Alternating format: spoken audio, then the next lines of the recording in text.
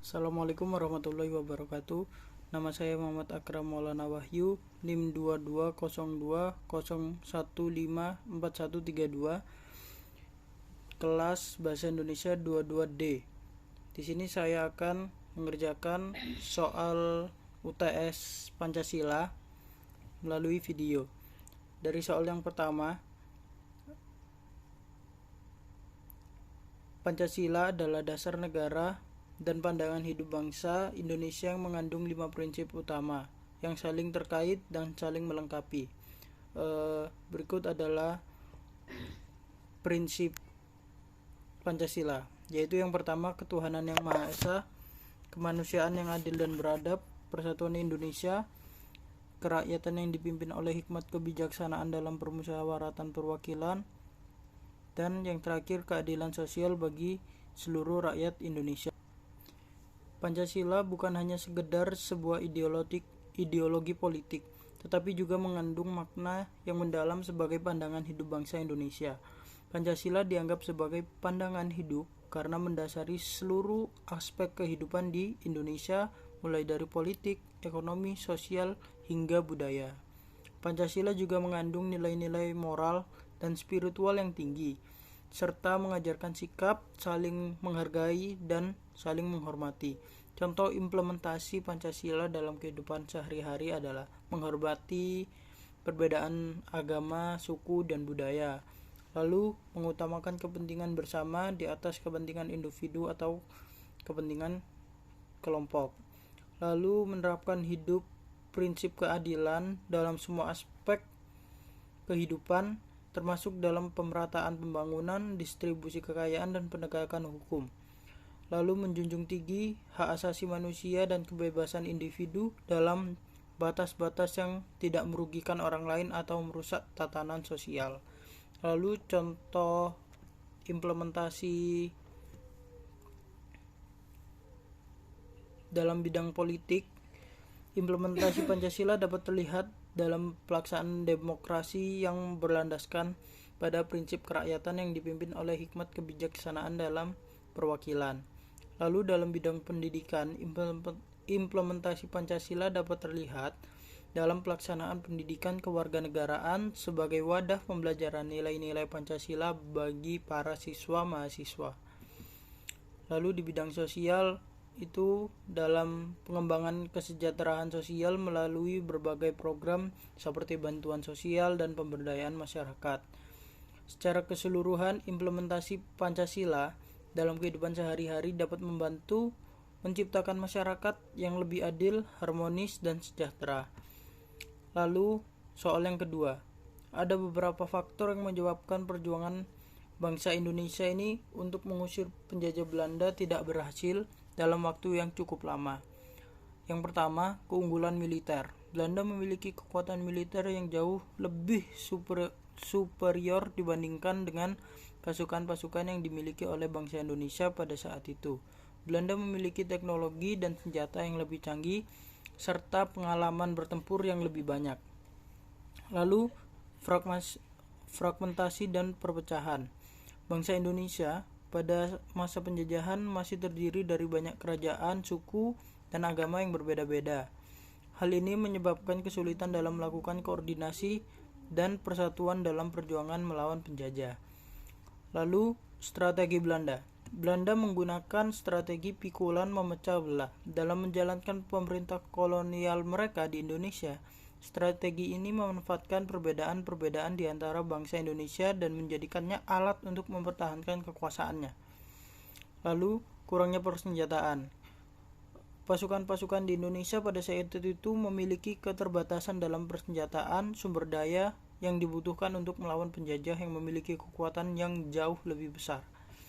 Lalu pengaruh kekuatan asing. Selain Belanda, ada beberapa kekuatan asing seperti Inggris, Jepang, dan Amerika Serikat yang mempunyai pengaruh dan kepentingan di Indonesia pada masa itu.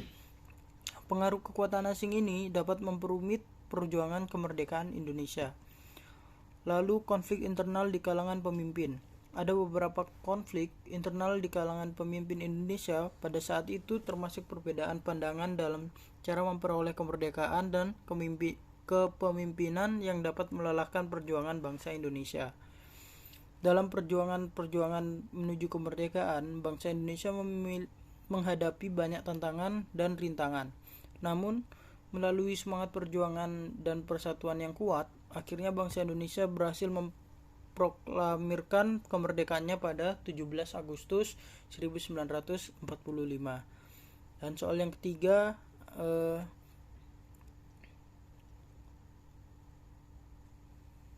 Piagam Jakarta merupakan hasil sidang PPKI pada tanggal 22 Juni 1945 yang disepakati oleh semua anggota sidang, termasuk wakil-wakil dari golongan nasionalisme dan agamis. Piagam Jakarta ditetapkan 5 dasar negara, yaitu nasionalisme, internasionalisme, kesejahteraan sosial, demokrasi, dan ketuhanan yang Maha Esa.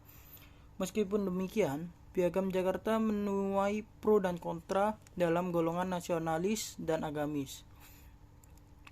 Permasalahan yang menjadi pro dan kontra antara golongan nasionalis dan agamis terkait dengan frasa ketuhanan yang Maha Esa dalam Piagam Jakarta. Bagi golongan agamis, frasa tersebut diartikan sebagai ketuhanan yang Maha Esa menurut agama. Sedangkan golongan nasionalis diartikan bahwa ketuhanan yang Maha Esa dalam arti lebih universal. Golongan agamis merasa bahwa frasa ketuhanan yang Maha Esa tidak cukup kuat dan jelas untuk mengakomodasi peran agama dalam kehidupan kebangsaan dan bernegara. Sedangkan golongan nasionalis memandang bahwa frasa tersebut harus diartikan dengan sangat hati-hati agar tidak menimbulkan konflik antara agama dan negara.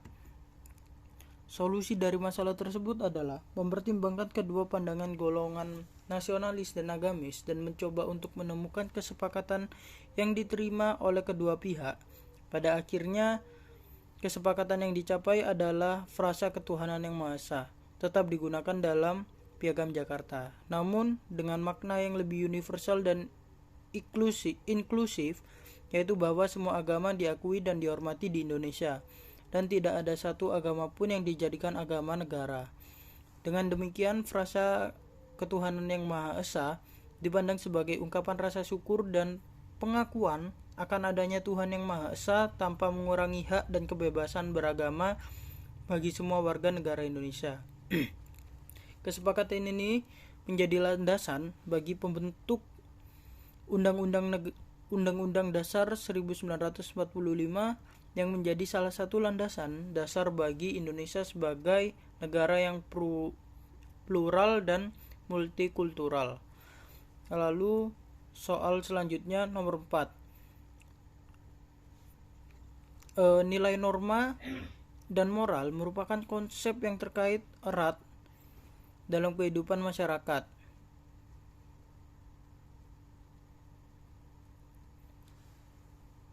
Nilai dapat diartikan sebagai pandangan atau keyakinan yang dianggap penting oleh masyarakat dalam kehidupannya. Norma merupakan aturan-aturan yang mengatur perilaku manusia dalam masyarakat.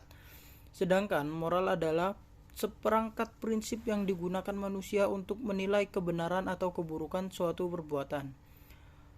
Berikut ini proses terbentuknya nilai norma dan moral dalam masyarakat. Yang pertama adalah sosialisasi. Nilai norma dan moral dipelajari dari ditetapkan melalui proses sosialisasi, yaitu proses mana individu mempelajari nilai-nilai dan norma-norma sosial dari lingkungan sekitarnya, seperti keluarga, sekolah, teman, dan media. Lalu, pengalaman. Nilai norma dan moral juga terbentuk dalam pengalaman hidup seseorang, seperti pengalaman dalam keluarga, lingkungan sekitar, dan pergaulan dengan orang lain.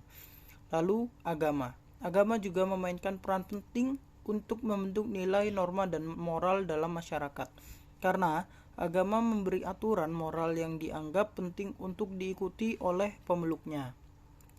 Lalu, kebudayaan. Nilai norma dan moral dalam masyarakat juga mempengaruhi oleh kebudayaan di mana masyarakat berada, karena kebudayaan mengatur aturan-aturan yang dianggap penting dalam masyarakat. Lalu perubahan sosial, nilai norma dan moral dalam masyarakat dapat berubah seiring waktu karena adanya perubahan sosial, seperti perkembangan teknologi dan globalisasi. Secara keseluruhan, proses terbentuknya nilai moral dan norma dalam masyarakat dipengaruhi oleh faktor-faktor sosial, budaya, agama, dan pengalaman hidup. Oleh karena itu, penting bagi masyarakat untuk mempertahankan nilai-nilai positif dan norma-norma yang baik untuk menciptakan masyarakat yang harmonis dan berkualitas. Lalu pertanyaan yang terakhir, nomor 5. Pancasila telah menjadi ideologi negara sejak awal kemerdekaannya dan telah diakui secara internasional sebagai dasar negara Indonesia. Namun, seperti yang kita ketahui, ideologi-ideologi lain juga berkembang di masyarakat seperti ideologi liberal, kapitalis, sosialis, dan berbasis agama. Dalam kehidupan berbangsa dan bernegara, Pancasila harus tetap menjadi ideologi utama yang dianut oleh seluruh elemen masyarakat dan negara Indonesia. Hal ini karena Pancasila itu mengandung nilai-nilai yang sangat penting untuk mencapai tujuan bersama sebagai bangsa, yaitu mewujudkan masyarakat yang adil, makmur, dan sejahtera. Lalu Pancasila sebagai ideologi negara harus menjadi dasar dan acuan dalam pembentukan kebijakan dan mengambil keputusan yang diambil oleh pemerintah, lembaga negara, serta masyarakat. Pancasila harus diimplementasikan secara konsisten dan terus-menerus dalam berbagai aspek kehidupan seperti politik, ekonomi, sosial, dan budaya. Namun, hal ini tidak berarti kita harus mengekang kebebasan berpikir dan pendapat masyarakat. Sebagai setiap individu itu berhak untuk memiliki pandangan dan ideologi yang berbeda-beda. Oleh karena itu, penting bagi kita untuk tetap menjunjung tinggi prinsip demokrasi yang menghargai kebebasan berpendapat, namun tetap dalam batas yang wajar dan sesuai nilai-nilai Pancasila. Selain itu, pemerintah dan lembaga negara harus membangun pendidikan dan budaya politik yang memperkuat pemahaman dan penerapan nilai-nilai Pancasila di tengah masyarakat. Pendidikan dan budaya politik yang kuat dapat membantu meminimalisirkan pengaruh ideologi-ideologi negara yang lain bertentangan dengan Pancasila tersebut. Secara keseluruhan, Pancasila harus menjadi ideologi utama yang dianut oleh seluruh elemen masyarakat dan negara Indonesia, namun tetap dalam kerangka prinsip demokrasi yang menghargai kebebasan berpendapat. Hal ini dapat dicapai melalui penerapan Pancasila secara konsisten dan terus-menerus serta pendidikan dan budaya politik yang kuat. Sekian dari saya. Assalamualaikum warahmatullahi wabarakatuh.